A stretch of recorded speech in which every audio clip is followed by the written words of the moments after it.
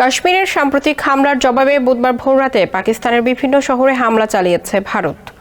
তার পাল্টা জবাব দিয়েছে পাকিস্তানও। পরমাণু শক্তিধর দুই প্রতিবেশী দেশের এমন পাল্টা হামলা নিয়ে এবার মন্তব্য করেছেন বাংলাদেশ জামাত ইসলামীর আমির ডক্টর শফিকুর রহমান।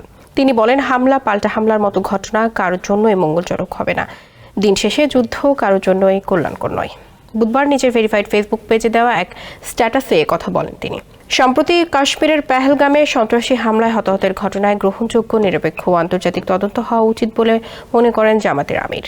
ফেসবুক পোস্টে ডক্টর শফিকুর রহমান বলেন, সম্প্রতি কাশ্মীরের পেহেলগামে সন্ত্রাসী হামলায় ২৬ জন পর্যটক নিহত হওয়ার ঘটনাকে কেন্দ্র করে দুই দেশের মধ্যে যে উত্তেজনা বিরাজ করছে, ইতিমধ্যে পাল্টা হামলার মতো ঘটনা ঘটেছে। এখন যে কোনো ব্র্যান্ডের পুরাতন এসি বদলে নতুন ওয়ালটন এসিতে উপভোগ করুন 25% ছাড়।